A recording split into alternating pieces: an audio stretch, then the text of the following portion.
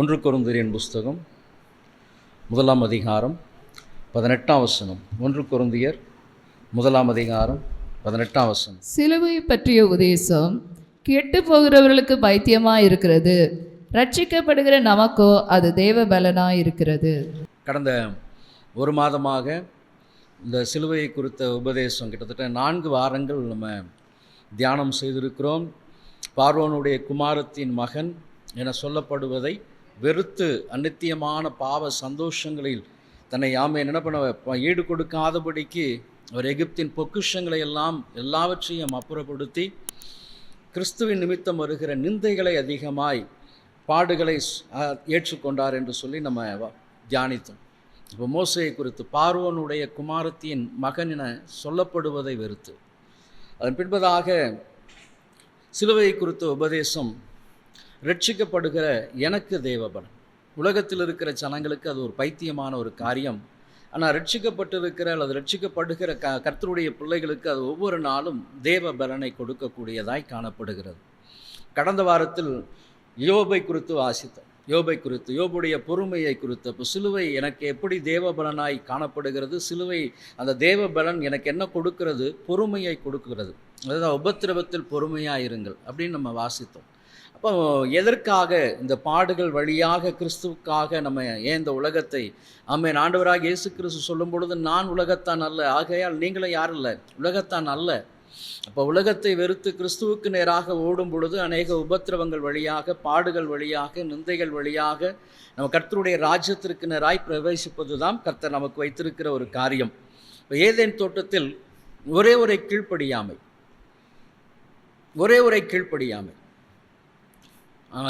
ஆண்டவர் சொன்ன காரியத்திற்கு செவி கொடாமல் அவர்கள் சுயமாக அந்த கனியை எடுத்து புசித்தபடியினால் கண்கள் திறக்கப்பட்டது. தாங்கள் நிர்வாணிகள் என்று அறிந்து உடனடியாக அத்தி இலைகளினால் தங்களுக்கு ஒரு ஆடையை உண்டு பண்ணி ஆண்டவருடைய சத்தம் வரும்பொழுது அவர்கள் தன்னை மறைத்து கொண்டார்கள்.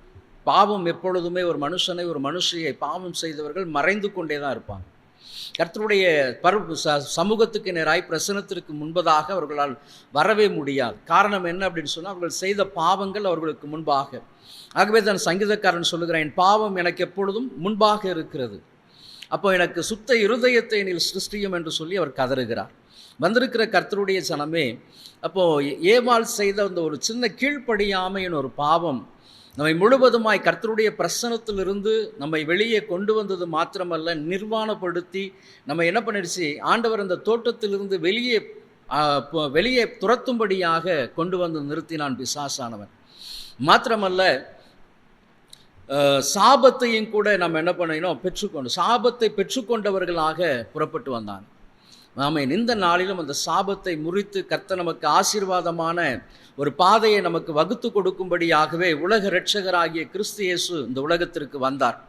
ஆகவே தான் அவர் மீட்பராக வந்தார், இரட்சகராக வந்தார், மேசியாவாக வந்தார், நம்மை ரட்சிக்கும்படியாக வந்தார்.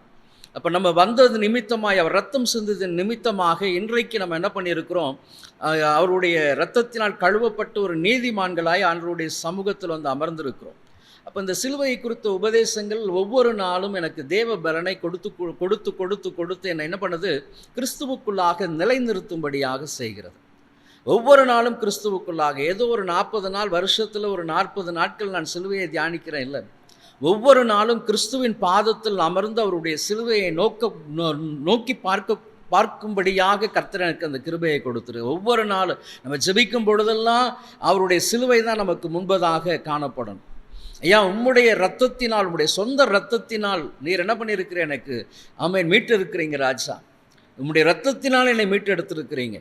கிரயம் சிந்தி, கிரயம் கொடுத்து என்னை மீட்டு இருக்கிறீங்க. இப்போ கிரயம் கொடுத்து அந்த மீட்ட தேவன், அவருக்காக நம்ம என்ன செய்யணும் அப்படின்னு சொன்னால், என் ரட்சிப்பை ஒவ்வொரு நாளும் பலப்படுத்தி, கிறிஸ்துவுக்குள்ளாய் பலப்படுத்தி, அவர் கொடுக்கிற அந்த அனுபவத்தை வசனத்தின்படி என் வாழ்க்கையை கட்டமைத்து கொண்டு அவருக்குள்ளாக வாழ்ந்து அநேகருக்கு ஆசீர்வாதமான ஒரு மனுஷியாய் ஜீவிக்கும்படியாக கர்த்தர் அழைத்திருக்கிறார். அப்போ யோபை குறித்து வாசித்து கடந்த நாட்களில் தியானம் பண்ணுவோம். யோபு எல்லாவற்றையும் இழந்தும் ஆண்டவருடைய நாமத்தை மகிமைப்படுத்தும்படியாக எந்த ஒரு வார்த்தை சொல்லாதபடி தன்னை துன்பப்படுத்தி அவமானப்படுத்தின நண்பர்களுக்காக அவர் என்ன பண்ணினார், வேண்டுதல் செய்தார். கர்த்தர் அந்த ஜெபத்தை கேட்டு அவனுடைய சிறையிருப்பை மாற்றினார். அதே போல் பவுல் அப்போஸ்தலனை குறித்து கடந்த வாரத்தில் நம்ம பார்த்தோம். பவுல் கிறிஸ்துவுக்காக எந்த அளவுக்கு முழுவதுமாய் தன்னை வெறுமையாக்கி ஆண்டவருக்காக ஓடிக்கொண்டே இருந்தார் என்பதை குறித்து நம்ம கடந்த வாரத்தில் நம்ம பார்த்தோம். அப்போ இந்த நாட்களிலும் கூட அப்போ இந்த காத்திருப்பதினால் கர்த்தர் எனக்கு கொடுக்கிற மிகப்பெரிய ஒரு ஆசீர்வாதம், அல்லது இந்த சிலுவை எனக்கு ரட்சிக்கப்படுகிற எனக்கு எப்படி தேவ பலனாய் மாறுகிறது, என்ன கிறிஸ்துவுக்குள்ளாக என்னை பொறுமையோடு காத்துக்கொள்ளுகிறவனாய் எனக்கு இந்த சிலுவை எனக்கு தேவ பலனாய் காணப்படுகிறது. இப்போ உபத்திரவப்படுகிறவனுடைய உபத்திரவத்தை கர்த்தர் அற்பமாய் எண்ணாதிருக்கிறார். அப்போ அந்த சிலுவை எப்படி எனக்கு மேன்மையாய் காணப்படுகிறது அல்லது தேவ பலனாய் காணப்படுகிறது என்று சொல்லி பார்க்கும் பொழுது, இந்த பொறுமையின் மூலமாக ஆண்டவராகிய இயேசு கிறிஸ்து கல்வாரி சிலுவை பொறுமையாய் எல்லாவற்றையும், அவமானங்கள், நிந்தைகள் எல்லாவற்றையும் பொறுமையாய் சகித்து எனக்கு ஒரு மாதிரியை காண்பித்திருக்கிறார். ஆகவே உலகத்தில் ஜீவித்து கொண்டிருக்கிற அவருடைய சிலுவையை சுமந்து அனுதினம் அவருக்கு பின்பதாய் சென்று கொண்டிருக்கிற, ஆமென், தன் சிலுவையை சுமந்து கொண்டிருக்கிற நானும் கூட எப்படி போக வேண்டும்? அவரைப் போலவே. அப்போ அவரைப் போலவே போகும்படியாக தான் கர்த்தர் எனக்கு மாதிரியை வைத்து, அப்போ எப்படி காணப்படணும்? பொறுமையோடு.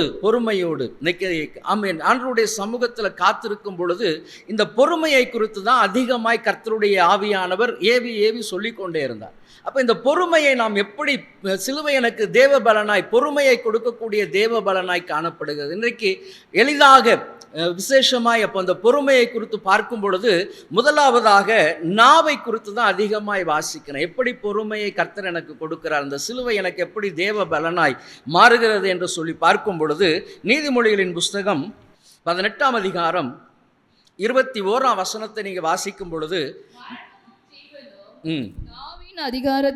அதிகாரத்தில் இருக்கும், அதில் பிரியப்படுகிறவர்கள் அதன் கனியை புசிப்பார்கள். ஆமென். அப்ப பொறுமையுள்ள ஒரு ஜீவியம், சிலுவை எனக்கு தேவ பலனாய் காணப்படுகிறது. கற்றுக் கொடுக்கிற ஒரு காரியம், ஆண்டவராகிய இயேசு கிறிஸ்து எனக்கு சொல்லிக் கொடுத்திருக்கிற அல்லது கற்றுக் கொடுக்கிற ஒரு காரியம் என்ன அப்படின்னு சொன்னா, பொறுமையோடு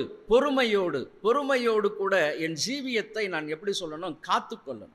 அப்போ என் பொறுமையோடு காத்துக்கொள்ளணும் அப்படின்னு சொன்னால் என்னுடைய நாவு எப்படி இருக்கணும் அப்படின்னு சொன்னால் நிதானமாய் காணப்படணும். நிதானமாய்.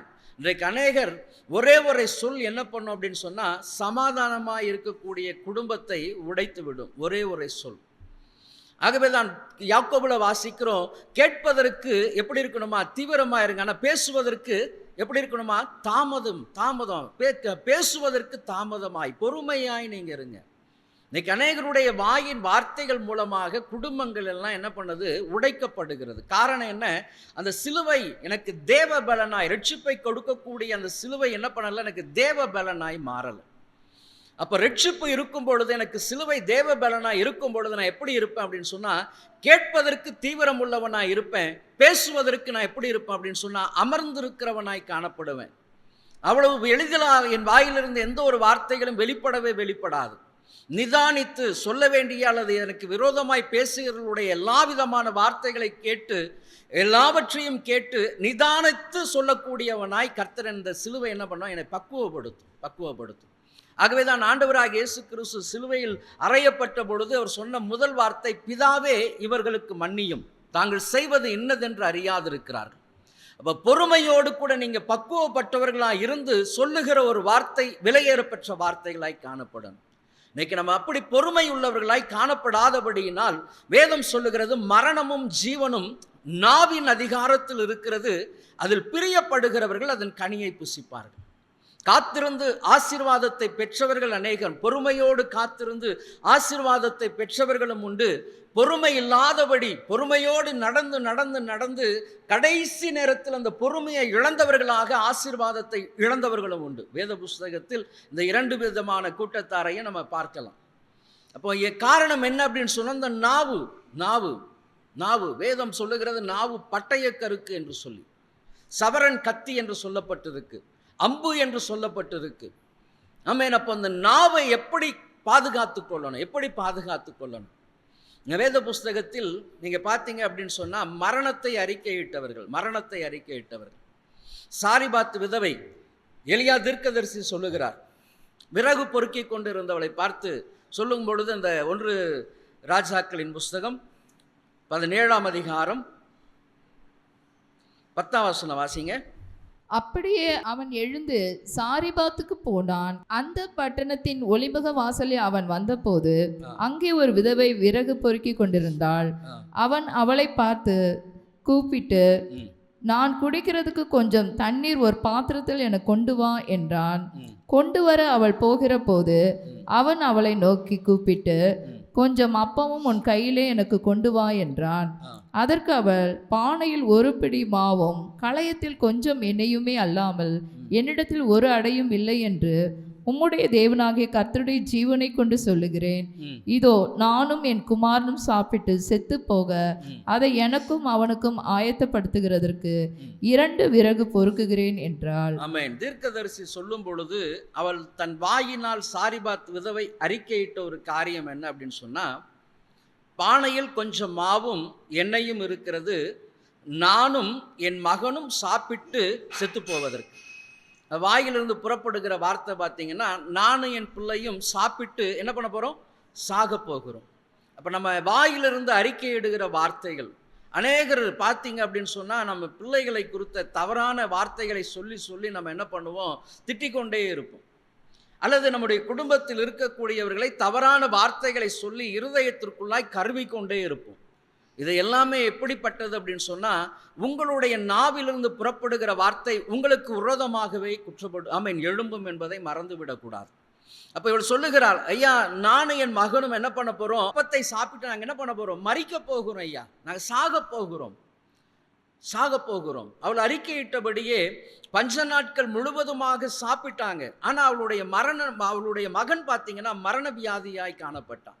நீங்கள் எதை அறிக்கையிடுகிறீர்களோ அதன் கனியை தான் நீங்கள் புசிப்பீர்கள். இந்த குடும்பம் ஆசீர்வாதமாய் சமாதானமாய் என் பிள்ளைகள் வாழ்ந்திருக்க வேண்டும் என்று சொல்லி மனதார ஆசீர்வதித்து ஜெபிக்கிற ஜபங்களுக்கு கர்த்தர் பதில் கொடுப்பார். ஆனால் அதே நேரத்தில் உங்கள் இருதயத்தில் கசப்புகளையும் வைராகியங்களையும் வைத்துக்கொண்டு நீங்கள் பேசுகிற வார்த்தைகள் அல்லது ஜெபிக்கிற ஜபங்களுக்கு கர்த்தர் பதில் கொடுக்கவே மாட்டார். நீ பேசலாம், இருதயத்திற்குள்ள வாயில யாருக்கும் தெரியாது, ஆனால் இருதயத்தில் நீங்கள் இருக்கிற அந்த கொந்தளிப்புகளை எல்லாம் கர்த்தர் அறிந்திருக்கிறார். அப்போ எனக்கு பொறுமை மிக மிக அவசியமாய் காணப்படுகிறது. அப்போ என்னுடைய நாவு, இன்னைக்கு அநேகருடைய நாவு எப்படி காணப்படுகிறதுன்னு சொன்னால், மரணத்தை அதிகமாய் சொல்லிக்கொண்டே இருக்கிறது. மரணத்தை சொல்லிக்கொண்டே இருக்கு. ஜீவனை சொல்லாதபடி, ஆசீர்வாதமான காரியத்தை சொல்லாதபடிக்கு மரணத்தை உமிழ்ந்து கொண்டு இருக்கிறது. மரணமான காரியங்கள் அல்லது கேடான காரியங்களை சொல்லிக்கொண்டே இருக்கிறது. நான் சாரிபாத் விதவை சொல்றா, ஐயா நானும் என் மகனும் செத்து போகிறோம் ஐயா, சாக போகிறோம். அவள் சொன்னபடி அவனுடைய மகன் மரண வியாதிக்கு நேராக கொண்டு போய் அவள் சொல்றா, ஐயா என் அக்கிரமத்தை நினைவுபடுத்தவா நீர் வந்தீர் என்று சொல்லி. வந்திருக்கிற கர்த்தருடைய ஜனமே, இன்றைக்கு நீங்கள் பேசுகிற வார்த்தைகள் எல்லாம் இன்றைக்கு விளையாட்டை போல இருக்கலாம். நான் மனசில் இருந்து சொல்லலை அப்படின்னு சொல்லலாம். ஆனால் எல்லாவற்றையும் கர்த்தர் அறிந்திருக்கிறார். மாத்திரமல்ல, எல்லாவற்றையும் என்ன பண்ணுறார்? ஞாபக புஸ்தகத்தில் எழுதி வைத்திருக்கிறார். நீங்கள் சொல்லுகிற என்னென்ன காரியங்கள் உண்டோ அதைகள் எல்லாம் கர்த்தர் அறிந்திருக்கிற தேவனாய் காணப்படுகிறார். நீங்கள் எல்லாரையும் ஏமாற்றலாம், ஆனால் ஆண்டவரை ஏமாற்றவே முடியாது. ஆகவே வாயிலிருந்து புறப்படுகிற வார்த்தைகள் எப்படிப்பட்ட வார்த்தைகளாய் காணப்பட வேண்டும் என்பதை இன்றைக்கு அறிந்து கொள்ளுங்க. அப்புறம் சிலுவை எனக்கு தேவ பலனாய், ரட்சிக்கப்படுகிற எனக்கு தேவ பலனாய் காணப்பட வேண்டும் என்று சொன்னால், கல்வாரி சிலுவையில் எனக்காக அடிக்கப்பட்ட நொறுக்கப்பட்ட ஆண்டவராகிய இயேசு கிறிஸ்து அந்த கல்வாரியை சகித்தது போல, அந்த சிலுவை பாடுகளை சகித்தது போல, பொறுமையாய் சகித்தது போல, எந்த விதத்திலும் எந்த விதமான வார்த்தைகளை தேவையில்லாத வார்த்தைகளை சொல்லாதபடி பிதாவே இவர்களுக்கு மன்னியும் என்று சொன்னாரே, அந்த வார்த்தையினால் நானும் மன்னிக்கிறவனாய் காணப்படணும். ஆகவேதான் வேதம் சொல்கிறது, பொறுமையினால் உங்கள் ஆத்துமாக்களை காத்துக்கொள்ளுங்க. பொறுமையினால் ஆத்துமாக்களை காத்துக்கொள்ளுங்க. குடும்பத்தில் 1000 பிரச்சனைகள் வரும், 1000 போராட்டங்கள் வரும், 1000 சஞ்சலங்கள் வரும், தேவையில்லாத காரியங்கள் சம்பவிக்கும். ஆனாலும் நீங்க என்ன செய்யணும்? சகித்து செல்லுகிறவர்களாய் காணப்பட வேண்டும். ஆகவேதான் பவுல் கொரிந்தியருக்கு எழுதும் பொழுது 1 கொரிந்தியரின் புஸ்தகம் 7ஆம் அதிகாரம் நினைக்கிறேன், 1 கொரிந்தியர் 7ஆம் அதிகாரம் 6ஆம் அதிகாரம் 7ஆம் வசனம் வாசிங்க. ஒருவரோட ஒருவர் வழக்காடுகிறது எவ்விதத்திலும் குற்றமாய் இருக்கிறது. அப்படி செய்கிறதை விட நீங்கள் ஏன் அநியாயத்தை சகித்துக் கொள்ளுகிறதில்லை? ஏன் நஷ்டத்தை பொறுத்துக் கொள்ளுகிறதில்லை? ஏன் அநியாயத்தை சகித்துக் கொள்வதில்லை? ஏன் நஷ்டத்தை சகித்துக் கொள்வது கிடையாது? ஐயா, குடும்பத்தில் ஏதோ ஒரு காரியத்தில் ஒரு இழப்பு இருக்கிறது ஐயா, நஷ்டம் வந்திருக்குது, ஏன் சகித்து செல்ல முடியல? ஏன் சகித்து செல்ல முடியல? கிறிஸ்து நமக்காக சிலுவை சுவாமியின் சகித்தாரே, தன் ஜீவனை நமக்காக கொடுத்தாரே.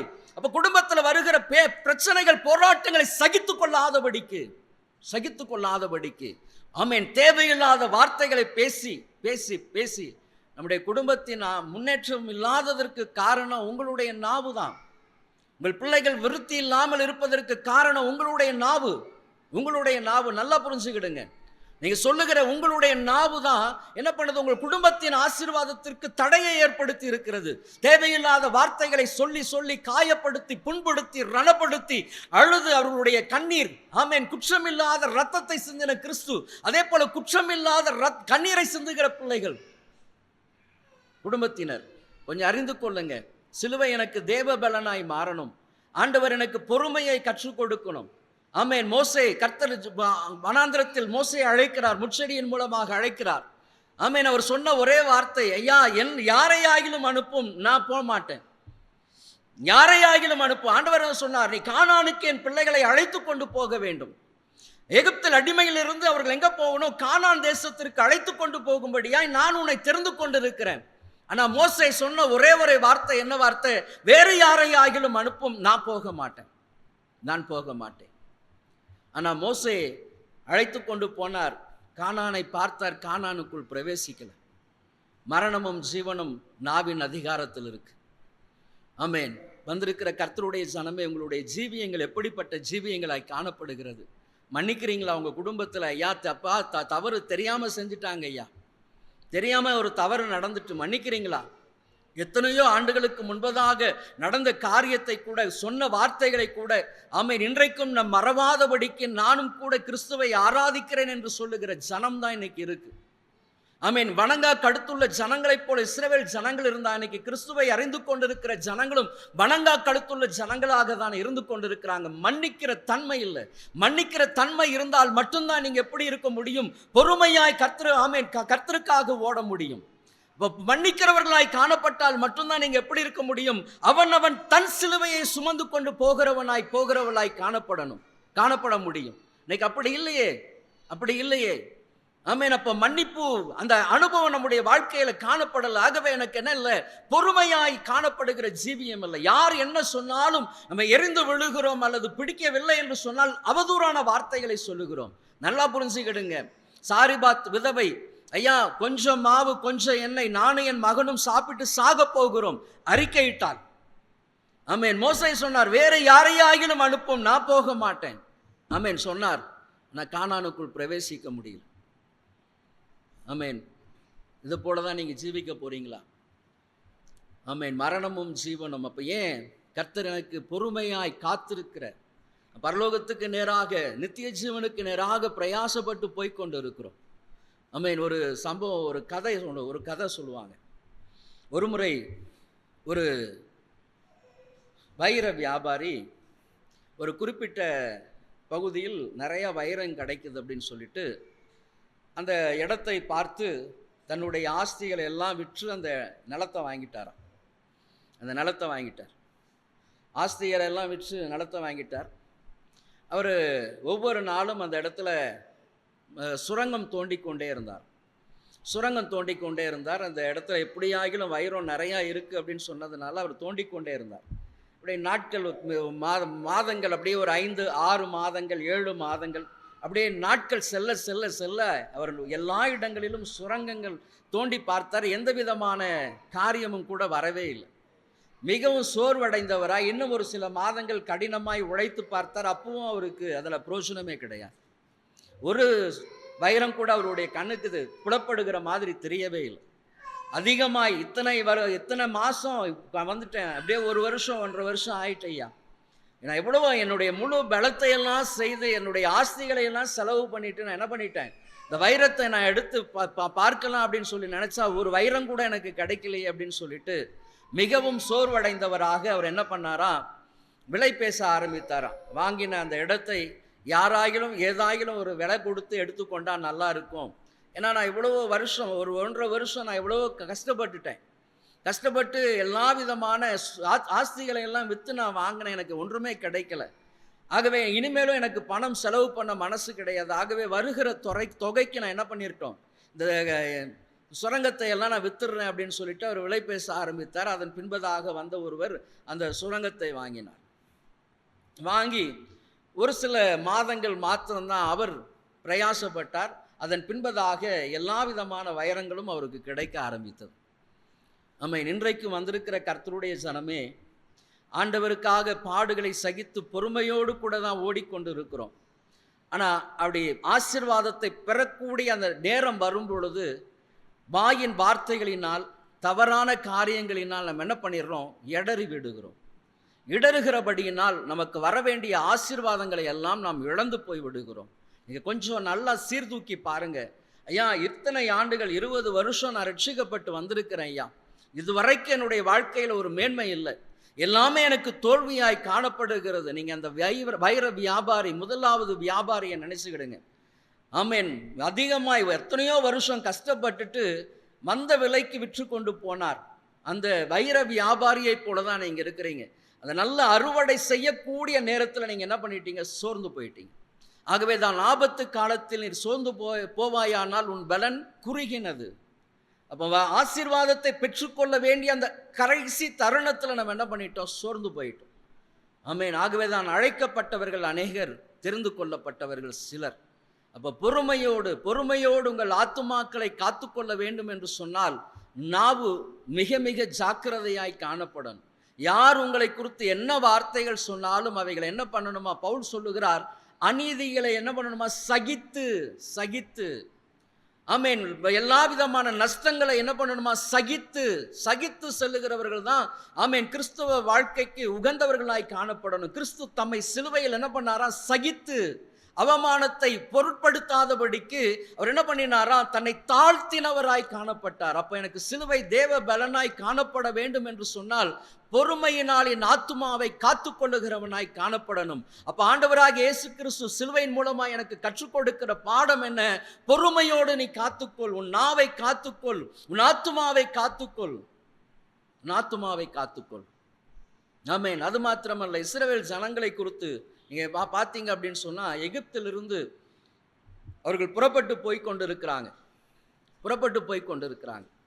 கானான் தேசத்தை சுதந்திரிக்க போகிற அந்த கடைசி நாட்கள், இன்னும் 40 நாட்கள் தான். 20 நாட்கள் பயணப்பட்டுட்டாங்க அப்படின்னு சொன்னால் அவங்க எங்கே போயிடுவாங்க? யோர்தானை கடந்து கானானுக்குள் பிரவேசிப்பாங்க.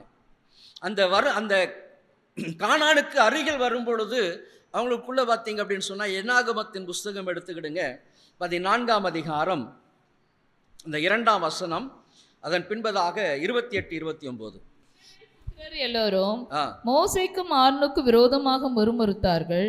சபையார் எல்லோரும் அவர்களை நோக்கி, எகிப்து தேசத்திலே செத்துப்போனோமானால் நலமாயிருக்கும், இந்த வனாந்திரத்திலே நாங்கள் செத்தாலும் நலம், நாங்கள் பட்டயத்தால் மடியும்படிக்கு எங்கள் பெண்ஜாதிகளும் பிள்ளைகளும் கொள்ளையாகும் படிக்கும் கர்த்தரை எங்களை இந்த தேசத்துக்கு கொண்டு வந்தது என்ன? நீ அவர்களோட சொல்ல வேண்டியது என்னவென்றால், நீங்கள் என் செவிகள் கேட்க சொன்ன பிரகாரம் உங்களுக்கு செய்வேன் என்பது என் ஜீவனை கொண்டு சொல்கிறேன் என்று கர்த்தர் உரைக்கிறார். இந்த வனாந்திரத்தில் உங்கள் பிரேதங்கள் விழும். உங்களில் 20 வயது முதல் அதற்கு மேற்பட்டவர்களாக எண்ணப்பட்டு உங்கள் தொகைக்கு உட்பட்டவர்களும் எனக்கு விரோதமாக முறுமுறுத்திருக்கிறவர்களும் ஆகிய அனைவரின் பிரேதங்களும் விழும். ஆமென். அவங்க அறிக்கையிட்ட வார்த்தைகள் பாருங்க, கானானுக்கு சமீபமாக வந்துட்டாங்க. இப்போ ஜனங்கள் பாருங்க, வாயில ஒரு அறிக்கை இடுறாங்க பாருங்க. அந்த 2ஆம் வசனம், இஸ்ரவேல் புத்திரர்கள் எல்லோரும் மோசேக்கும் ஆரோனுக்கும் விரோதமாக முறுமுறுத்தார்கள். சபையார் எல்லாரும் அவர்களை நோக்கி, எகிப்து தேசத்திலே செத்துப்போனால் நலமாயிருக்கும், இந்த வனாந்திரத்தில் நாங்கள் செத்தாலும் நலம். என்ன அறிக்கை இடுறாங்க பாருங்க. ஆமென். அந்த கடைசி 20 நாட்கள் தான் ஒரு மிகப்பெரிய கானான், கர்த்தர் வாக்குத்தத்தம் பண்ணப்பட்ட ஒரு ஆசீர்வாதமான ஒரு தேசத்திற்கு நேராக நுழைய போகிறாங்க. 20 நாட்கள் மாத்திரம்தான். அந்த நேரத்தில் கொஞ்சம் இடறிட்டாங்க பாருங்களேன். வேவு பார்க்க போன ஜனங்கள் எல்லாம் காலேப்பும் யோசுவாவும் தவிர மற்ற எல்லாரும் என்ன சொன்னாங்களாம்? ஐயா, நாங்கள் அங்கே ஏனாக்கின் புத்திரரை பார்த்தோம், அதனால நமக்கு அந்த தேசம் என்ன பண்ணாது? சுதந்திரிக்க முடியாது, அவர்களுக்கு முன்பதாக நாங்கள்லாம் வெட்டுக்குழியை போல இருக்கிறோம் அப்படின்னு சொல்லி துர்ச்செய்தியை பரம்ப பண்ணினாங்க. நாவு பாருங்க, நல்ல செய்திகள் மெதுவாக போவோம், கெட்ட செய்திகள் வேகமாய் போகும். வேகமாய் போகும். உங்களுக்கு தெரிகிற வரைக்கும் எந்த ஒரு காரியமாய் இருந்தாலும் என்ன பண்ணணும்? மரியாள் தனக்கு சொல்லப்பட்டதையெல்லாம் என்ன பண்ணலாம்? இருதயத்தில் வைத்தாலாம். அப்போ உங்களுக்கு சொல்லப்படுகிற காரியங்கள் எல்லாம் நீங்கள் என்ன பண்ணணும்? இருதயத்தில் வைக்கணும். எசேக்கியா ராஜா செய்த தவறு நம்ம வாழ்க்கையில் காணப்படக்கூடாது. எசேக்கியா ராஜா என்ன பண்ணினார்? எல்லாவற்றையும் திறந்து காமிச்சிட்டார். எல்லாவற்றையும் திறந்து காமிச்சார். எதிரி அழகா வந்து எல்லாத்தையும் கொண்டு போயிட்டான். அப்போ இஸ்ரவேல் ஜனங்கள் வாக்குத்தத்தம் பண்ணப்பட்டு கானான் தேசத்துக்கு நேராக அழைத்து கொண்டு போய் போன மோசே சொல்கிறாங்க, எல்லாம் அமைதியாக இருங்க, வேண்டாம், அந்த காரியங்கள் செய்ய வேண்டாம், எவ்வளோ சொல்லி பார்க்குறாங்க. அந்த ஜனங்கள் சொல்கிறாங்க, ஐயா நாங்கள் எகிப்தில் சாகிற இல்லை, இந்த வனாந்திரத்தில் செத்தா நல்லா இருக்கும் ஐயா, வனாந்திரத்தில் செத்தா. ஆண்டவர் சொல்கிறார் பாருங்க, அந்த வார்த்தைகளின்படி பாருங்க, நீ அவர்களோடு சொல்ல வேண்டியவை என்னவென்றால், நீங்கள் என் செவிகள் கேட்க சொன்ன பிரகாரம் உங்களுக்கு செய்வேன். இப்போ வீட்டில் என்னென்ன வார்த்தைகள், எப்படிப்பட்ட வார்த்தைகள் பேசுகிறீங்க, அந்த வார்த்தைகள் ஆண்டவர் கேட்டுக்கொண்டு இருக்கிறார். மறந்து போகாதீங்க. அதன் பின்பதாக தான் ஆண்டவர் சொன்னார், 40 நாட்கள் நீங்கள் பிரயாணப்பட வேண்டிய நாட்கள் என்ன பண்ணுவோம்? ஒரு நாளுக்கு ஒரு வருஷம், 40 ஆண்டுகள் நீங்கள் என்ன பண்ணுவீங்க? கானானை சுதந்திரிக்க முடியாது. ஆகவே தான் வந்திருக்கிற கர்த்தருடைய ஜனமே, கானானுக்கு நேராக, பரம கானானுக்கு நேராக பயணப்பட்டு கொண்டிருக்கிற நாம் வைர வியாபாரியை போல கடினமாக உழைத்து அந்த வைரத்தை பெற்றுக்கொள்ள வேண்டிய நேரத்தில் சோர்ந்து போய், இது எனக்கு ஒரு லாபத்தை கொடுக்கலை, எனக்கு ஆசீர்வாதத்தை கொடுக்கலைன்னு சொல்லிட்டு வந்த விலைக்கு விற்று அதன் பயனை வேறு ஒருவன் அனுபவிப்பது போல உங்கள் வாழ்க்கையில் கர்த்தர் உங்களுக்கு வைக்கப்பட்டிருக்கிற அநேக ஆசீர்வாதத்தை இன்றைக்கு மற்றவர்கள் ஆசீர்வாதமாய் காணப்பட்டு கொண்டிருக்கிறாங்க. நமக்கு பின்பதாக வந்தவர்களை எல்லாம் கர்த்தர் ஆசீர்வதித்திருக்கிறார். நாம் இருந்த இடத்திலே இருந்து கொண்டு இருக்கிறோம். காரணம் என்ன அப்படின்னு சொன்னால், வாயிலிருந்து புறப்படுகிற வார்த்தைகள். நான் ரட்சிக்கப்பட்டு இத்தனை வருஷம் ஆயிடுச்சு, அந்த பழைய கதையே பேசி தான் நம்ம உட்கார்ந்துக்கிட்டு இருக்கிறோம். நமக்கு பின் வந்தவர்கள் ஜபத்திலும் உபவாசத்திலும் தரித்திருந்தவர்களாய் ஆசீர்வாதத்தை சுதந்திரித்தவர்களாய் காணப்பட்டு கொண்டிருக்கிறாங்க. நாம் அப்படியே மந்த நிலையில தான் இருந்து கொண்டு இருக்கிறோம். நமக்கு வர வேண்டிய ஆசீர்வாதங்களை எல்லாம் வேறொருவருடைய கரத்தில் கொடுத்து கொண்டு இருக்கிறோம். ஐயா நீங்கள் நல்லா ஜெபம் பண்ணுங்க, மற்றவங்களுக்கு நல்ல ஆலோசனை கொடுக்குறோம், ஆனால் நம்மை நாம் திருத்திக் கொள்வதே கிடையாது. இப்போ இஸ்ரவேல் ஜனங்கள் செய்த மிகப்பெரிய தவறு, எகிப்திலிருந்து பொறுமையாய் வந்தாங்க. கிட்டத்தட்ட 41 இடங்களில் அவர்கள் பாளையம் இறங்கினார். 41 இடங்கள். ஒவ்வொரு இடங்களாக பாளையம் இறங்கி பகலில் மேக ஸ்தம்பமாய், இரவில் அக்னி ஸ்தம்பமாய் கர்த்தர் நடத்தி கொண்டு வந்தார். அந்த நுழைய போகிற நேரத்தில் ஒரு சின்ன தவறு பாருங்க. 40 நாட்கள் 40 வருஷமாக மாறினது. அங்கே எகிப்திலிருந்து வந்த யாருமே அங்கே போக முடியல. 20 வயசுக்கு உட்பட்டவங்க யாருமே போக முடியாது. அது மாத்திரமல்ல, 10 முறை என்னை பரீட்சித்து பார்த்தவர்கள் யாருமே உள்ள நுழைய முடியாது. கர்த்தர் அதில் உறுதியாக இருந்தார், அதை செய்து முடித்தார். காரணம், வாயிலிருந்து புறப்படுகிற வார்த்தை. நீங்கள் எதை அதிகமாய் சொல்லி கொண்டு இருக்கிறீங்களோ, கடன் வாங்கணும்னு சொன்னால் நீங்கள் கடன் வாங்கி கொண்டு தான் இருப்பீங்க. நீங்கள் வாயிலிருந்து புறப்படுகிற வார்த்தைகளை இனிமேல் ஜாக்கிரதையோடு கூட காத்துக்கொள்ளுங்க. ஆகவே தான் சாரிபாத் விதவை மோசே சொன்னார், ஐயா கானானுக்கு போகும்படி நான் உன்னை தெரிந்து கொண்டு இருக்கிறேன், ஜனங்களை நீ அழைத்து கொண்டு போகணும், வேற யாரையாகிலும் அனுப்பும், நான் போக மாட்டேன்னு சொன்னார். கானானை பார்த்தால் பிரவேசிக்க முடியல. இஸ்ரவேல் ஜனங்கள் எகிப்திலிருந்து அணியணியாய் புறப்பட்டு வந்தாங்க. சுதந்திரிக்க போகிற நேரத்தில் 40 ஆண்டுகள் அந்த இடத்துல பிரேக் ஆயிட்டு. இன்றைக்கு வந்திருக்கிற கர்த்தருடைய ஜனமே, பொறுமையினால் உங்கள் ஆத்துமாவை காத்துக்கொள்ளுங்க. அதே போல் நாவில் மரணத்தை அதிகமாய் அல்லது மரணத்தின் காரியங்களை அதிகமாய் சொல்லி யாரையும் சபிக்காதீங்க. தேவையில்லாத வார்த்தைகளை நாவின் மூலமாக அறிக்கையிட்டு நீங்கள் சிக்கிக்கொள்ளாதீங்க. ஆகவே ஜாக்கிரதை உள்ளவர்களாய் காணப்படுங்க. இப்போ பொறுமை மிக மிக அவசியமாய் காணப்படுகிறது. நிதானிக்கணும். யாக்கோபுல வாசிக்கிறோம், கேட்பதற்கு தீவிரமாயிருங்க, பேசுவதற்கு தாமதமாயிருங்க, எல்லாவற்றையும் கேட்டு அமைதியா ஒரே வார்த்தை அதோடு சொல்லிட்டு வந்துடணும். தேவையில்லாமல் நம்ம மற்றவர்கள் குறைகளை கேட்டு மற்றவர்களுடைய காரியத்தை சொல்லி நமக்கு வர வேண்டிய ஆசீர்வாதத்தை எல்லாம் தள்ளி போயிட்டு கொண்டே இருக்கிறோம். ஆகவே இன்றைக்கு உணர்ந்து மனம் திரும்புங்க. இப்போ அடுத்த காரியம், அப்போ நான் பொறுமையோடு இருந்தால் அப்போ ஆண்டவர் எனக்கு கொடுக்கிற ஆசீர்வாதங்கள் என்ன? பொறுமையோடு இருந்தால் கர்த்தர் எனக்கு கொடுக்கிற ஆசீர்வாதம் என்ன? வேத புஸ்தகத்தில் ஆபிரகாமை பார்க்கலாம். ஆபிரகாம் இப்போ சிலுவை எனக்கு தேவ பலனாய் காணப்படுகிறதுன்னு சொன்னால், ஆமென், ஆபிரகாமை நோக்கி பார்க்கணும். ஆகவே தான் ஏசாயா தீர்க்கதரிசன புஸ்தகத்தில் வாசிக்கிறோம், நீங்கள் வெட்டி எடுக்கப்பட்ட கன்மலையும் நோண்டி எடுக்கப்பட்ட துறவையும் நோக்கி பாருங்கள். அப்போ நாமே நோக்கி பார்க்க வேண்டியது அப்படின்னு சொன்னால், நான் பலப்படணும்னு சொன்னால் ஆபிரகாமை நான் நோக்கி பார்க்கணும். இப்போ ஆபிரகாமுடைய வாழ்க்கையை நம்ம பார்க்கும் பொழுது 25 ஆண்டுகள், 25 ஆண்டுகள், ஒரு வருஷம் 2 வருஷம் இல்லை, 25 வருஷம், 75 வயதில் வாக்குத்தத்தம் பண்ணப்பட்டவர். ஆண்டவர் வாக்குத்தத்தம் கொடுக்கிறார், நான் உனக்கு சந்ததிக்கு இந்த கானான் தேசத்தை தருவேன் என்று 75 வயதாக இருக்கும் பொழுது வாக்கு கொடுக்கிறார். கொஞ்சம் யோசனை பண்ணி பாருங்க. நமக்கும் கர்த்தர் வாக்கு கொடுக்கிறார். அநேக நேரத்தில் நமக்கு அந்த பொறுமையின் ஜீவியம், அதுதான் இஸ்ரவேல் ஜனங்களைப் போல. அது எப்போ கிடைக்கும் உடனே கர்த்தர் இப்போ ஒரு காரியம் சொல்கிறான்னு வச்சுக்கோங்க, மகளே உனக்கு வீடு வாசலை நான் ஏற்படுத்தி கொடுப்பேன் அப்படின்னு சொல்லிட்டாருன்னா உடனடியாக நம்ம என்ன பண்ணுறதில்ல, அதுக்கு காத்திருப்பது கிடையாது. இப்போ ஒரு எப்படி சொல்கிறது, ஒரு மரம் வைத்தா, ஒரு தென்னை மரத்தை வச்சோம் அப்படின்னு சொன்னால் குறைஞ்சது அது பலன் கொடுக்க எவ்வளோ வருஷம் ஆகும்? 7-8 வருஷம் ஆகும்னு நினைக்கிறேன். தென்னை மரம், மாமரம் ஒரு 5 வருஷத்தில் கனி கொடுக்கும். ஆனால் ஒரு தென்னை மரம் போது 7-8 வருஷங்கள். இப்போ வச்ச உடனே நம்ம என்ன பண்ண முடியாது, பலன் எதிர்பார்க்க முடியாது. ஒரு 7-8 வருஷங்கள் காத்திருந்தால் மட்டும்தான் நீங்கள் அதில் பலன் பார்க்க முடியும். அதுபோல தான் ஆண்டவர் உங்களுக்கு வைத்திருக்கிற காரியங்கள். அப்போ 25 ஆண்டுகள் ஆபிரகாம் பொறுமையோடு கூட காத்திருந்தார். அதில் 13 வருஷம் ஆண்டவருக்கும் ஆபிரகாமுக்கும் தொடர்பில்லாத காரியங்கள், தொடர்பே இல்லாத நாட்கள் அந்த வருஷத்தில் இருக்குது. அப்போ இந்த 25 ஆண்டுகள் பாருங்க, பொறுமையோடு கூட காத்திருந்தார். நீங்கள் வேத புஸ்தகத்தை வாசித்து பாருங்க. ஆதியாகமத்தின் புஸ்தகம் 15ஆம் அதிகாரம் 2ஆம் வசனம். அடியேனுக்கு என்ன தருவீர்? நான் பிள்ளை இல்லாமல் இருக்கிறேனே. தமஸ்கு ஊரானாகி இந்த எலியேசர் என் வீட்டு விசாரணைக்காரனாய் இருக்கிறானே என்றார். பின்னும் ஆபிரகாம், தேவரீர் எனக்கு புத்திர சந்தானம் அருளவில்லை. இதோ அப்படியே 12:7 கர்த்தர் ஆபிரகாமுக்கு தரிசனமாகி உன் சந்ததிக்கு இந்த தேசத்தை கொடுப்பேன் என்றார். அப்பொழுது அவன் தனக்கு தரிசனமான கர்த்தருக்கு அங்கே ஒரு பலிபீடத்தை கட்டினான்.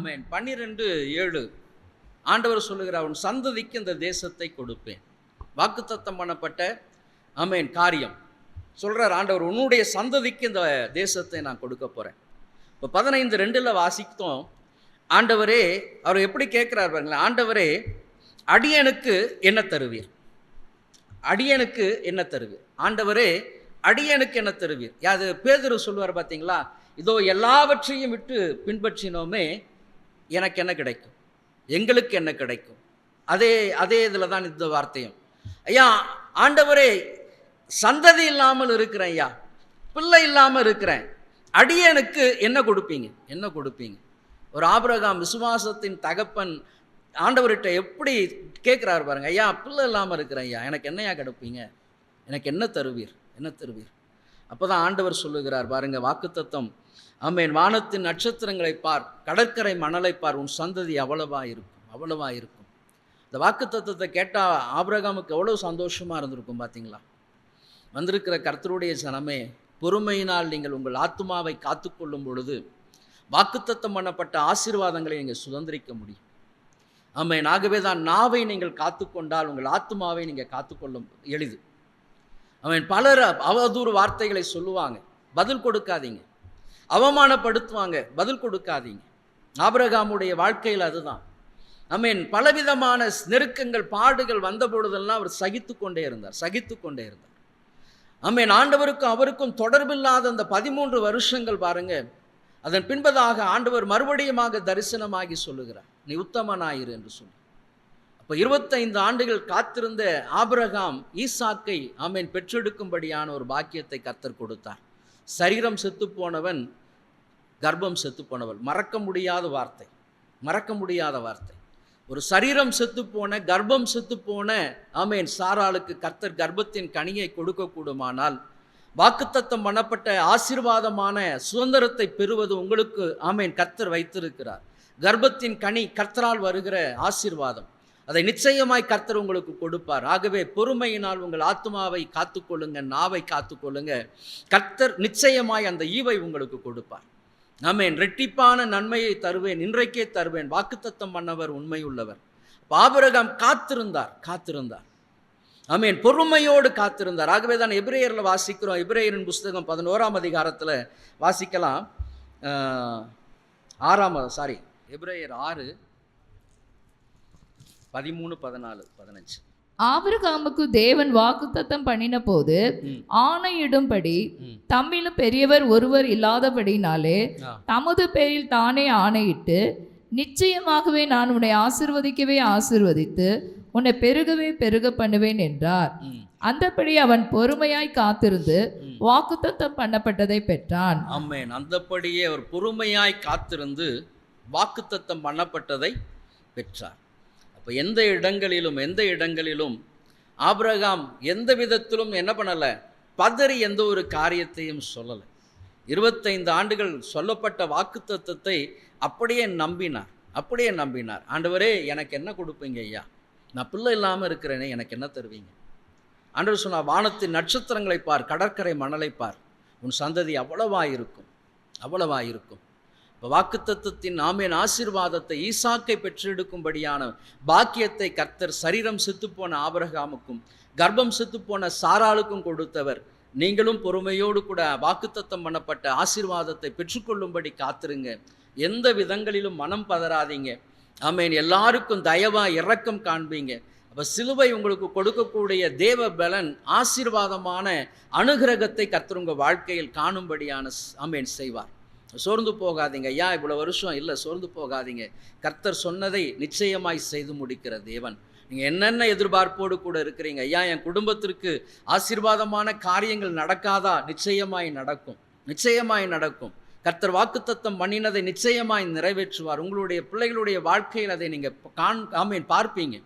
ஆமென். தடைப்பட்ட நன்மைகள் எல்லாவற்றையும் நீங்கள் சுதந்திரிப்பீர்கள். இழந்தவைகள் எல்லாவற்றையும் கர்த்தர் உங்களுக்கு திரும்ப கொடுப்பார். சோர்ந்து போகாதீங்க. காரணம் என்ன? இன்னைக்கு நாவினால் தேவையில்லாத வார்த்தைகளை பேசி கரைப்படுத்தி கொள்ளாதீங்க. உங்கள் ஆசீர்வாதத்தை தூரப்படுத்தி கொள்ளாதீங்க. ஆமென். பொறுமையோடு கூட காத்திருங்க. ஆபிரகாம் காத்திருந்தார், பெற்றுக்கொண்டார், ஆசீர்வாதத்தை பெற்றுக்கொண்டார்.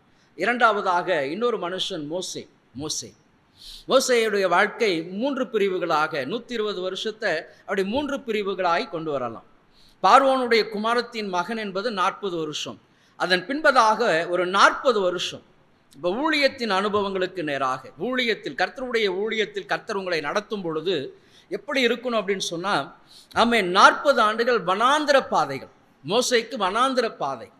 அப்போ அந்த வனாந்திர பாதையில் ஆடுகளை மேய்த்து கொண்டிருந்த மோசே, அப்போது தன்னுடைய மாமனார் வீட்டில் அவர் எப்படி அறிமுகம் ஆகிறார் அப்படின்னு சொல்லி பார்த்தீங்கன்னா, யாத்ராகமத்தின் புஸ்தகம் 2ஆம் அதிகாரம் 18ஆம் வசனம் வாசிங்க. அவர்கள் தங்கள் தகப்பனாகிய ரெகுவேலிடத்தில் வந்தபோது அவன், நீங்கள் இன்று இத்தனை சீக்கிரமாய் வந்தது என்ன என்று கேட்டான். அதற்கு அவர்கள், எகிப்தியன் ஒருவன் மேய்ப்பரின் கைக்கு எங்களை தப்புவித்து எங்களுக்கு தண்ணீர் மொண்டு கொடுத்து ஆடுகளுக்கும் தண்ணீர் காட்டினான் என்றார்கள். ஆமென். மாமனாருடைய வீட்டில் மோசேயுடைய அறிமுகம் எப்படி இருக்கு? ஆமென். எப்படி அறிமுகப்படுத்துறாங்க? அதற்கு அவர்கள், எகிப்தியன் ஒருவன் மேய்ப்பரின் கைகளுக்கு எங்களை தப்புவித்து, எபிரேயன் சொல்லப்படலை, எபிரேயன் அல்ல, எகிப்தியன். அப்போ எப்படி அறிமுகமாகிறார்? அங்கே மாமனாருடைய வீட்டில் எகிப்தியனாக அறியப்படுகிறார். வந்திருக்கிற கர்த்தருடைய ஜனமே, ஆமென். அப்போ கர்த்தருடைய ஊழியத்திற்கு எகிப்தியனாய் அல்ல, எபிரேயனாக, கர்த்தருடைய ஒரு ஊழியக்காரனாய், அழைப்பை பெற்றவனாய் நான் என்ன போகணும். இப்போ 40 ஆண்டுகள் அந்த எகிப்தின் சுபாவங்களை எல்லாம் என்ன பண்ணுகிறார்? முழுவதுமாக அழித்து போடும்படியாக. அப்போ அந்த எபிரேயன் கர்த்தரால் நடத்தப்படுகிற அந்த உன்னதமான அனுபவத்துக்கு நேராய், ஆமென், தன்னை முழுவதுமாக கொண்டு வரும்படி மோசே இந்த 40 ஆண்டுகள் கடினமாய் கர்த்தருடைய கரத்தில் தன்னை ஒப்பு கொடுக்கிறார். 40 ஆண்டுகள் வனாந்திரத்தில், ஆமென், வனாந்திரத்தில் முழுவதுமாய் ஆடுகளுக்கு பின்பதாய் போய்கொண்டு அந்த மாடுகளை மேய்த்து கொண்டு மட்டும்தான் இருந்து கொண்டே இருக்கிறார். ஆமென். வந்திருக்கிற கர்த்தருடைய ஜனமே, பொறுமை ரொம்ப அவசியம். அப்போ ஊழியம் செய்வது எளிதான ஒரு காரியம் அல்ல. எல்லாம் நினைக்கிறாங்க, யார் ரட்சிக்கப்பட்டுட்டேன், ஆத்மாவை சந்திக்க போகிறேன் அப்படின்ட்டு. இல்லை, ஊழியம் அவ்வளவு எளிதானதெல்லாம் கிடையாது. ஆமென். ஊழியம் என்பது ஒரு எப்படி சொல்றது, ஒரு ரோஜா மலர் படுக்கை போன்றது கிடையவே கிடையாது. அது முட்கள் நிறைந்தது, முட்கள் நிறைந்தது, பாடுகள் நிறைந்தது, உபத்திரவங்கள் நிறைந்தது, வேதனைகள் நிறைந்தது. ஆமென். நீங்க சொல்லுகிற ஒரு வார்த்தை, ஆமென், ஒரே ஒரு வார்த்தை, ஆமென், என்ன பண்ணினோம், தவறாய் போய்விட்டால் அது அநேகருக்கு சஞ்சலத்தை கொடுக்கக்கூடியதாய் காணப்படணும். அப்போ ஒரு கர்த்தருடைய ஊழியக்காரன் எகிப்தியனாய் அல்ல, அவன் எபிரேயனாய் பக்குவப்படணும். அப்போ சிலுவை எனக்கு கொடுக்கிற தேவ பலன் எகிப்தியனை அழித்து எபிரேயன் கர்த்தருடைய சாயலை கொண்டு வருகிற அந்த அனுபவத்தை கர்த்தர் எனக்கு இந்த பொறுமையின் மூலமாய் கற்றுக் கொடுக்கிறார்.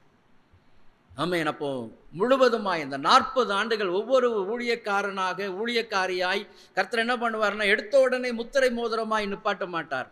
அவனை உடைத்து நொறுக்கி அவனை ஆமென் முழுவதுமாய் பக்குவப்படுத்தி ஏற்ற காலத்தில் கர்த்தர் அப்படி கொண்டு வந்து நிறுத்துவார்.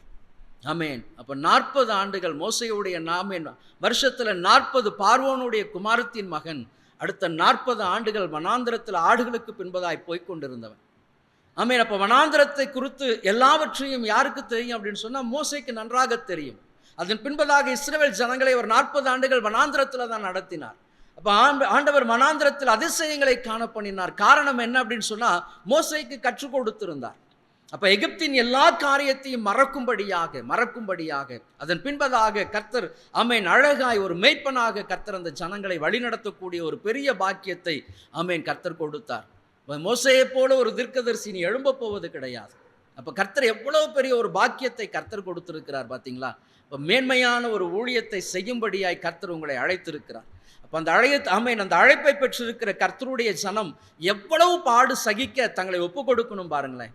எவ்வளவு பாடுங்க ஐயா, உபத்திரம் வந்தாலும், நெருக்கங்கள் வந்தாலும், போராட்டங்கள் வந்தாலும் நான் என்ன பண்ணுவேன், சிலுவை எனக்கு தேவபலனா இருக்கிறபடியினால் நான் என்ன பண்ணுவேன், உண்மைதான் நான் பார்த்து கொண்டு இருப்பேன். ஐயா, நீர் எப்படி சிலுவையில் ஆமேன் உம்மை தாழ்த்தி ஒப்பு கொடுத்தீரோ அதே போல நானும் கூட என்னை தாழ்த்தி ஆமேன் முழுவதுமாக அப்பா நான் மன்னித்து மறந்து நான் என்ன பண்ணுவேன், எல்லாரையும் ஏற்றுக்கொள்ளுகிறவனாய் அரவணைக்கிறவனாய் நான் காணப்படுவேன். ராஜா, யாரையும் ஆமேன் அவமானப்படுத்துகிறவனாய், தூஷிக்கிறவனாய், இகழ்ந்து பேசுகிறவனாய் அல்ல, எல்லாரையும் எனக்கு நன்மை செய்கிறவர்களை விட தீமை செய்கிறவர்களை அதிகமாய் நான் நேசிக்கிறவனாய் காணப்படுவேன். இதுதான் கிறிஸ்து நமக்கு சொல்லிக் கொடுக்கிற ஒரு அனுபவம். ஆமென். யார் நமக்கு விரோதமாய் அதிகமாய் பேசுகிறார்களோ அவர்களை அதிகமாய் நேசிங்க, அதிகமாய் அவர்களிடத்தில் அன்பு கூறுங்க. ஆமென். அப்போ இந்த அனுபவத்திற்கு நேராய் நடத்தும்படியாக கர்த்தர் நம்ம அழைத்திருக்கிறார். கடைசியாக ஒரு ஆமென் 3 வசனத்தை வாசித்து நம்ம அதோடு நம்ம கடந்து செல்லலாம். எபிரேயரின் புஸ்தகம் 12ஆம் அதிகாரம் 1, 2, 3.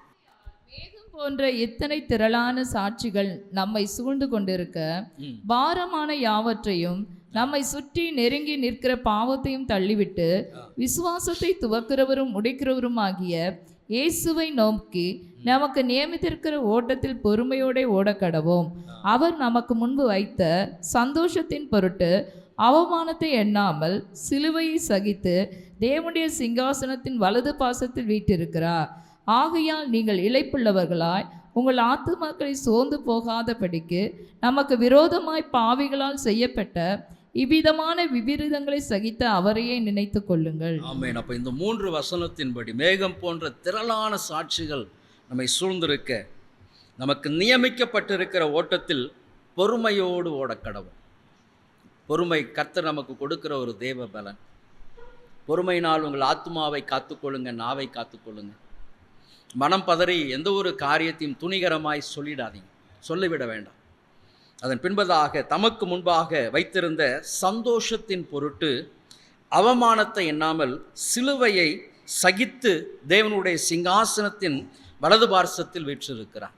எவ்வளவு ஒரு பெரிய மேன்மையான ஆசீர்வாதத்தை அவர் சுதந்திரித்திருக்கிறார். அப்போ நமக்கும் கர்த்தர் அப்படி மேன்மையான ஒரு ஆசீர்வாதத்தை வைத்திருக்கிறபடியினால் சோர்ந்து போகாதீங்க, இளைப்படைந்து விடாதீங்க. கர்த்தர் நிச்சயமாய் உங்களுக்கு சொன்ன வாக்குத்தத்தங்களை நிறைவேற்றுவதற்கு அவர் தீவிரம் உள்ளவராய் இருங்கார். ஆமேன். காத்துக்கொள்ளுங்க. ஆமேன். ஐயா, அந்த வாக்குத்தத்தமான ஆசீர்வாதத்தை நான் சுதந்திரிக்கணும் ஐயா. வேறு ஒருவருக்கு நாம் என்ன பண்ணிடக்கூடாது, கொடுத்துடக்கூடாது. வேறு ஒருவருக்கு நான் ஆமேன் பறித்து கொண்டு போயிடக்கூடாது. ஆகவே உனக்குரியதை என்ன பண்ணணும், வேற யாரும் பறித்து கொள்ளக்கூடாது. ஒரு முறை ஒரு ஊழியக்காரர் ஒரு காரியத்தை சொல்லியிருந்தார். ஒரு ஊழியக்காரர், ஐயா, எனக்கு ஆண்டவருடைய சமூகத்தில் ஊழியத்தின் ஆரம்ப நாட்களில் கர்த்தரனை ஊழியத்திற்காக அழைத்த பொழுது ஒரு குறிப்பிட்ட ஒரு காரியத்தை எனக்கு அதிகமாய் சொல்லி கொடுத்துருக்கு. அதிகமாய் சொல்லிட்டு இருந்தேன், மகனே நீ நல்லா என்னை துதிக்கணும் அப்படின்னு சொல்லிட்டு. அப்போ உனக்கு இந்த ஊழியமே உனக்கு ஒரு துதியின் ஊழியமாய் நான் உனக்கு கொடுக்குறேன். உன்னோட ஊழியம் ஒரு துதியின் ஊழியம் அப்படின்னு சொல்லிட்டு அந்த கர்த்தர் அவரோடு பேசியிருக்கிறார், அந்த சகோதரனோடு பேசியிருக்கிறார். எத்தனையோ நாட்கள் ஆண்டவர் பேசின பொழுதும் இவருக்கு அந்த துதியின் ஊழியத்தை குறித்ததான ஒரு தெளிவில்லாதபடியினால் மற்றவர்கள் செய்கிற ஊழியத்தையே பார்த்துருக்கிறார். ஐயா எனக்கு அவரை மாதிரி ஊழியம் வேணும், இவங்கள மாதிரி ஊழியம் வேணும்னு சொல்லிட்டு இதையே சொல்லி சொல்லி ஜெபம் பண்ணியிருக்கிறார். ஆண்டவர் சொன்னார், இல்லை மகனே, நான் உனக்கு இந்த துதியின் ஊழியத்தை நான் கொடுக்குறேன், இந்த ஊழியத்தை செய், இதில் உண்மையுள்ளவனாக இரு, மற்ற காரியத்தை நான் உனக்கு அந்தந்த நாட்கள் வரும்பொழுது, நேரம் வரும்பொழுது, வேலை வரும்போது நான் உனக்கு கொடுக்குறேன். அதனால் நான் இப்பொழுதும் உனக்கு கரத்தில் கொடுக்குற இந்த துதியின் ஊழியத்தை நீ முழு மனதோடு செய் அப்படின்னு சொல்லிட்டு சொல்லியிருக்கிறார். ஆனால் இவருக்கு மனசே இல்லை, இந்த ஊழியக்காரருக்கு. அதன் பின்பதாக நாட்கள் சென்று வருடங்கள் சென்று அதன் பின்பதாக கர்த்தர் அந்த துதி அப்படின்னு சொல்லி அந்த ஊழியத்தின் பேனரை கொண்டு அந்த கிறிஸ்துவை அறியாத அந்த பிராமண குலத்திலிருந்து அந்த சகோதரனை என்ன பண்ணார், அந்த ஊழியத்தின் மூலமாய் பிரபலம் அடையும்படி செய்தார். அப்போ தான் அந்த ஊழியக்காரருக்கு உரைத்ததான், கர்த்தர் என்னுடைய கரத்தில் கொடுத்த ஊழியத்தை நான் அந்த ஊழியம் வேணும், இந்த ஊழியன்னு சொல்லிட்டு என் கரத்தில் ஆண்டவர் கொடுத்த ஊழியத்தை நான் என்ன பண்ணிட்டேன், வேறொருக்கு கொடுத்த மாதிரி கொடுத்துட்டேன்னு சொல்லிட்டு சாட்சி கொடுத்தார். உனக்குண்டான கிரீடத்தை என்ன பண்ணக்கூடாது, வேற யாரும் பறித்து கொள்ளவும் கூடாது. ஆமேன். ஆகவே ஜாக்கிரதையோடு கூட இருங்க. ஆமேன். கர்த்தர் சொல்லுகிற காரியத்திற்கு கீழ்ப்படிங்க, ஆத்துமாக்களை காத்துக்கொள்ளுங்க, பொறுமையோடு ஓடுங்க. நிச்சயமாய் ஜீவ கிரீடத்தை கர்த்தர் நமக்கு வைத்திருக்கிறார். கர்த்தர் தாமே இந்த வார்த்தைகளை ஆசீர்வதிப்பாராக. ஆமேன்.